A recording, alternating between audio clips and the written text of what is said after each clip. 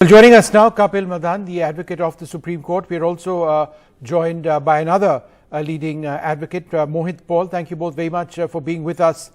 Mr. Madan, let me come to you first. Do you believe that the evidence against Sheena Bora is genuinely substantive? Why would a person, after all of these years, be out on bail? Has this case not progressed at all in any speedy manner? Now, Vishnuji, from my experience, I can tell you one thing. When CBI files the charge sheet, they usually, in regular course, they cite many witnesses. And what happens thereafter is that the trial takes a very long time to conclude. Now, till the time the trial is on, you can't, I agree with Mr. Rohtagi that you can't keep the person in custody simply because the trial is on. And in fact, if you see the parameters of bail, the accused needs to satisfy the triple test. That is, that there is no flight risk, there is no chances that the witness can, the accused can tamper with the evidence or influence the investigation. And I also agree with Mr. Rohtagi when he said that the prosecution in almost all the cases cite this objection that the accused is an influential person, and therefore there are chances that they may influence the trial. Now, simply making this kind of an objection is not suffice. You need to show circumstances how this person can influence the investigation. What are the reasons? What are the circumstances that indicates that he is in a position that the trial or the witnesses can be Kapil, that's what I wanted to ask Mohit Paul. This appeared to be almost an open shut case with the confession of the driver who was apparently witness to this alleged murder. How has this case unraveled? Even if it's not unraveled, why after 6.5 years are we in this situation where Sheena Bora is, where Indrani Mukerjea is being granted bail? Is it because the evidence was never strong enough? Vishnu, that's not the case because the trial hasn't got concluded. So we really don't know what was the stage, what's the stage of how strong the evidence is. The whole reasoning behind giving them bail, and I was hearing the arguments which were there. One of the observations by the court was that even if half the number of witnesses that have been cited by the prosecution agency, even if they drop half the number of witnesses, yet the trial will take substantial period of time. And this, as Mr. Rohtagi said, this 6.5 years will never come back for Indrani in case she's acquitted. So that given those circumstances, I feel that Supreme Court really balanced it out, and 6.5 years is a substantial period spent by an under trial behind bars.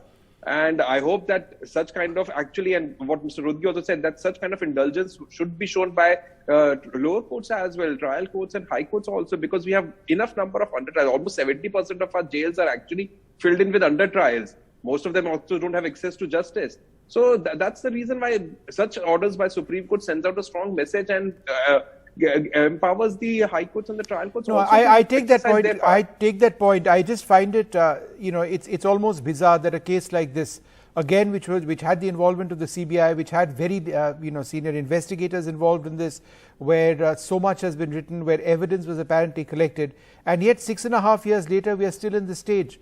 It just goes to show 6.5 years later, there has been no verdict either way. I mean, isn't that a reflection of how, our system is fundamentally flawed? 6.5 years? That's true.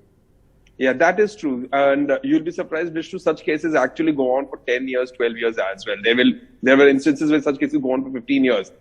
We lost 2 years to COVID. Evidence could not take place in those 2 years. So I would suggest it's 4.5 years that it's taken. But the prosecution also needs to, put in that much of effort and have these trials conducted as soon as possible. Because it just sends out a very wrong message that you put someone behind bars and then you don't proceed with the case, and the case does not reach its logical conclusion and end within a substantial period of time. Kapil, would you like to sort of add to that, the process of justice is so terribly slow? This is something we are focusing on now today because we all know about this case. There'd be countless under trials in this country who were stuck indefinitely. Countless. Vishnuji, I completely agree with you and agree with my friend Mohit here that it is because of the fact that our judiciary, in fact, the investigating agencies are also overburdened, and sometimes they are also not sensitized to handle or to ensure, how they can basically expedite this process. There have been occasions where, people and investigators or the prosecutors seek unnecessary adjournments, which again prolongs the trial. And in fact, the accused gets the benefit of all these delays that happens at the trial. So, because the Supreme Court has very clearly in many cases have said that right to speedy trial is also a fundamental right enshrined in Article 21 of the Constitution of India. Perhaps I think it's the time that the investigating agency should seriously reconsider the fact, the strategies they adopt while they want to. Oops, we lost that line with him. I'd like to thank you both very much for joining us.